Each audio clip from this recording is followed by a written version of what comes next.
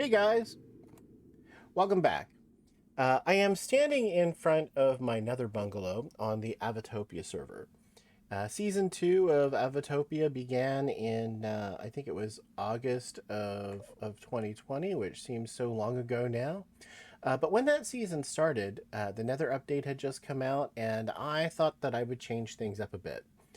In keeping with that update, I decided that my character would embrace his darker side and build his base and an evil lair in the Nether, which is what I'm standing in front of right now. What you see behind me is where I decided to actually set up camp and start building.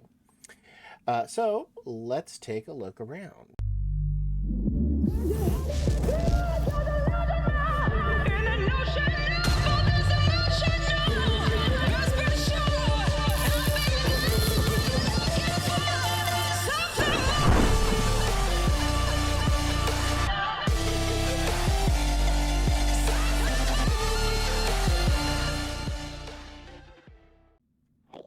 Okay, so if you look here, you can see that I found an area that was really right on the border between a warped forest and a basalt delta. Now, that wasn't too particularly difficult for me because although this server is a survival server, I do have creative fly. See, I can jump up in the air and fly around. I will say, though, that in order to not interfere with other players, I did build my base quite a few thousand blocks away from the nether spawn area. It is quite a long journey without teleport, as a friend of mine can attest. And I did that because I really wanted a large area to work with in the nether. And because one block in the nether takes up 8 blocks in the overworld, it just means that the area that my base covered would actually be 8 times larger in the overworld. And what I didn't want was someone building a portal and accidentally showing up inside my lair. That would not be great. So I built really far away from spawn.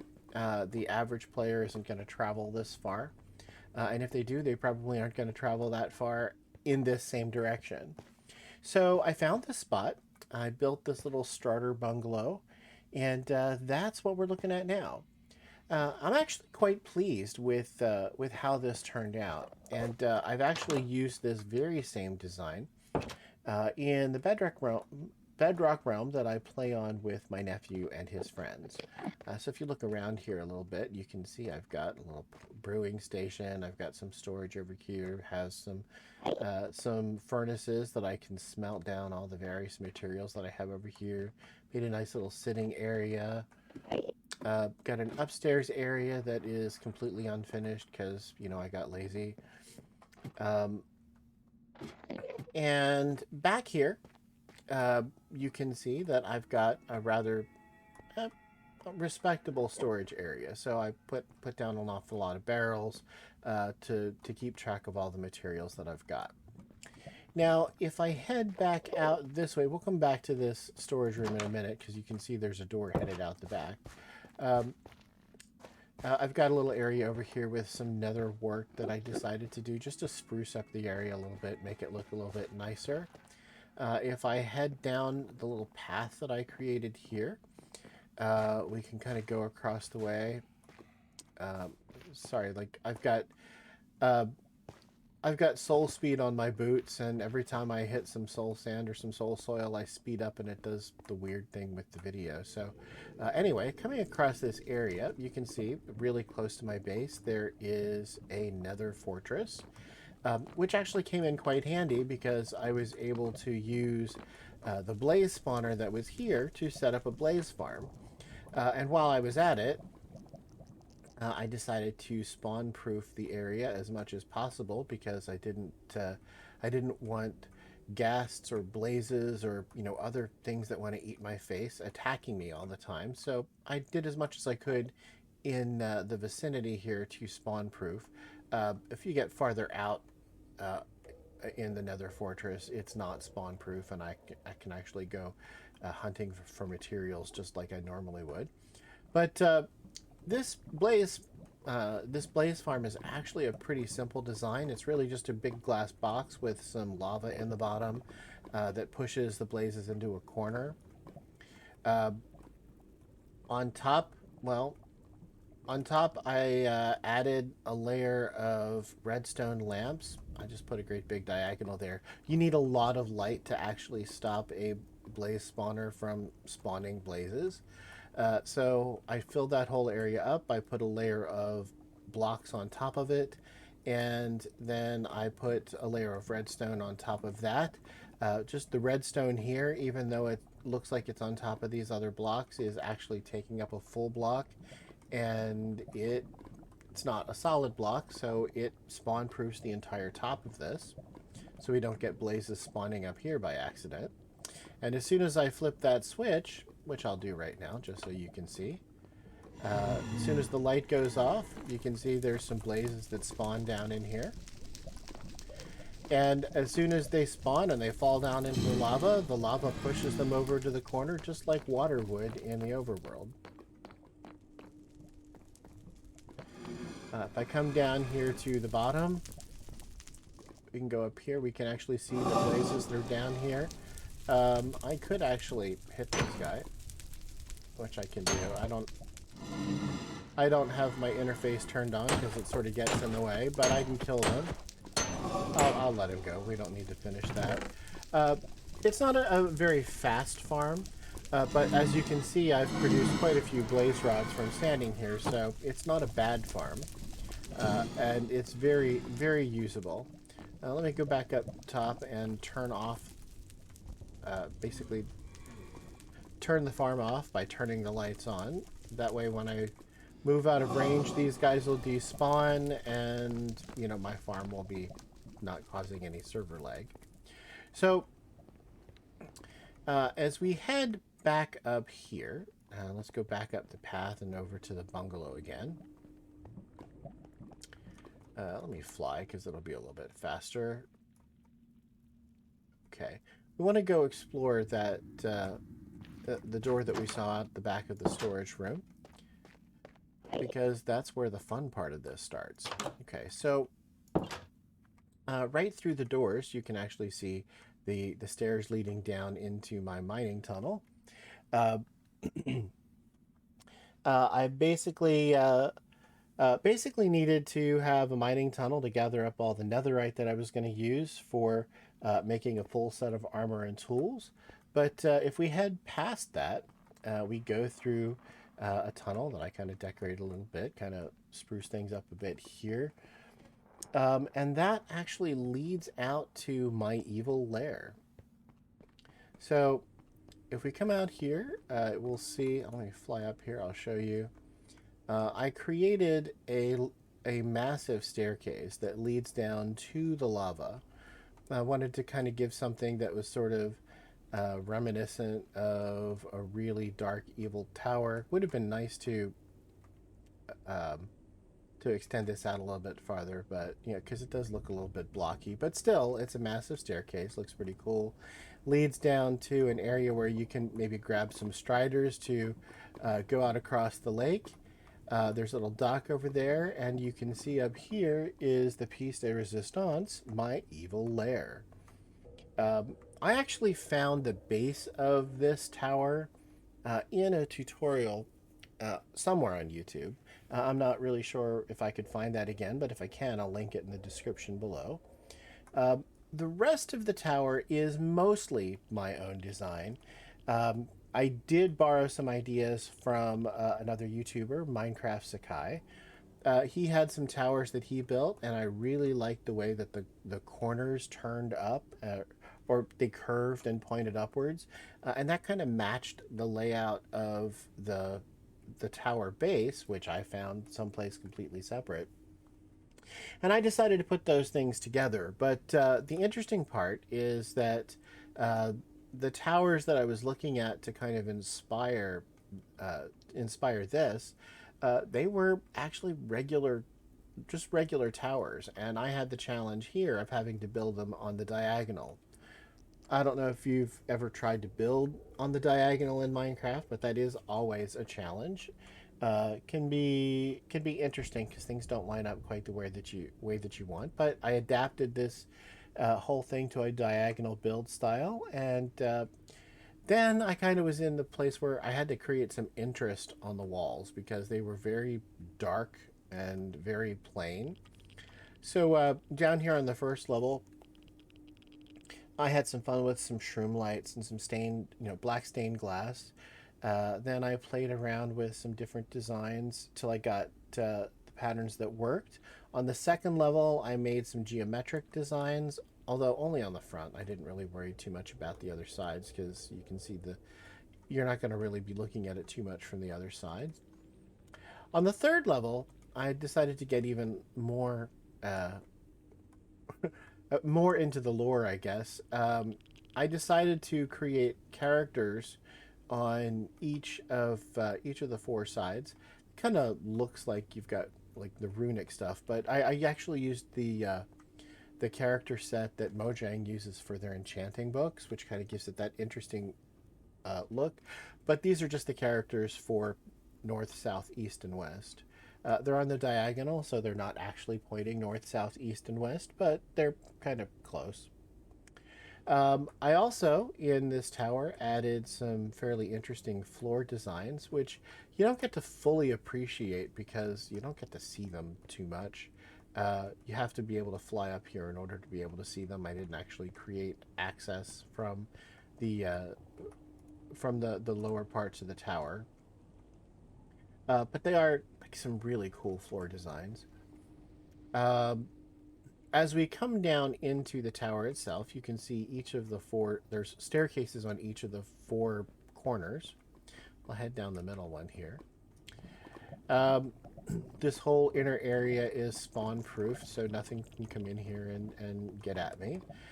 We have viewing platforms on each of the four sides, so you can look out over the lava and see what's coming to eat your face. Um, in the middle of the tower, surrounding the beacon that actually goes up out over the top, um, we have columns made out of blackstone, and I've got some gilded blackstone in there to give it kind of a nice, kind of rich look to it. And an evil, a dark lord can't really, spare any expense in trying to further his evil plans. So, we need to make sure that we stepped it up a bit. As we come down a little bit farther, you can look each of the four wings uh, is here. There's some lava in most of them. In this one, though, we don't have lava. This actually leads out to the little dock where you can pick up your striders. Um, it also has a little area down here that comes underneath the lava. You can actually look out into the lava lake. I had some fun with that. Um, Wanted to do a little bit more decoration down here, but I didn't really get that far. And I'm stuck. Okay. If we come down a little bit farther into the real bowels of the tower here, we have kind of what is a larger storage area. And the design of this storage area, I actually borrowed from a friend that I play with on my nephew's realm. I think he actually got it from a YouTuber, but I really loved the way that it made use of these nether materials. We've got the warped stem and the shroom lights together, and all of the chests. I thought that it was great, a really great addition. It looked perfect in the base of this tower as the main storage area. All right, so I'm gonna head back up to the top. Uh, Actually, there's one other thing that I wanted to show you at the very top of the tower. I forgot about it when we were up there earlier. Go through these staircases. Okay. Back up at the very top of the tower, you can see that I decided to make the whole tower look as ominous as I could. I wanted to create. I wanted to make it look like the whole top of the tower was on fire. Couldn't really completely duplicate something from, say, the Lord of the Rings, but uh, this kind of gave me a close approximation. And these blue campfires are strategically placed around the beacon, which goes up and out the top of the Nether. Now, across from the tower, there's actually another tower. It's a smaller tower, kind of carved right into the rock. It's not really finished inside, but it does have it kind of picks up some of the same design cues as the evil tower. It has an access in here to go all the way up to the nether roof. You can climb up this vine out the top of the ceiling here, and you're on the nether roof and can go to other areas of interest. Through this doorway, we have a little passageway that leads across to what is supposed to be a rope bridge. And the rope bridge leads out across the lava lake to another segment or another outcropping of rock that I was originally going to turn into some apartments or some other buildings. I didn't really get that far, but the idea behind this was that, you know, if I'm an evil warlock, I kind of need. I need a barracks and an armory for, you know, for all of my armies that I'm going to use to try to take over the world. Got to have some place to put them. So that was the thought over here, that I would kind of turn this into apartments and armories, and maybe even do something back there. But I didn't quite get that far. If we head back down here across the rope bridge again, at the end of this passageway, if we continued back here, this actually goes right through the rock, and there's an area here across and down the stairs, and this passageway actually leads right back into the main nether tunnel that I used to get out to the evil lair in the first place. So it's kind of all interconnected. The idea was to have a big, massive complex. If we head back out the front doors here, let's back through the storage room and out the front door of the bungalow. I think you saw a hint of this before. What we actually have is a staircase that leads down from the bungalow to a bridge that goes across even more lava. It is the nether after all, to this massive dark portal. And the portal obviously leads to the overworld, but it leads to an area that I like to call the incursion. The idea behind this was that the corruption of the Dark Lord kind of leaked out of the Nether and started to spill out into the overworld, and so you can kind of see that in that beneath this portal we have lots of Nether blocks, and it's just kind of spilling out into the overworld in this area. Practically, though, the reason for this was because I needed some overworld farms. And so what I did was I built a section over here with some farms in it. I actually used one of Avo's designs for this, which was this is about a 11 or 12 in one farm. I think his original design had a few more than that, but some of them I didn't need, and some of them weren't server friendly. So rather than create lag on the server, I decided that instead I would just leave some of those farms out. But you know, you've got lots of things here. There's a simple iron farm. It doesn't produce a lot of iron, but it produces more than you would get just mining it naturally. We got a vine farm and a cocoa bean farm, and there's a potato farm underneath me. Sugar cane, melon farm, bamboo, wool. There's wheat and carrots and basalt and cobblestone and, you know, pretty much, most of the basic stuff that you would actually need. Now, coming back across here, up over into this area, you can see there's also a little village that was very conveniently located next to the Nether portal. That was purely by accident. I found this by accident, so it just sort of worked out. But I like to call this area Minion Town because this is the village where I actually kidnapped all of my minions, uh, forced them into service of the Dark Lord. Um,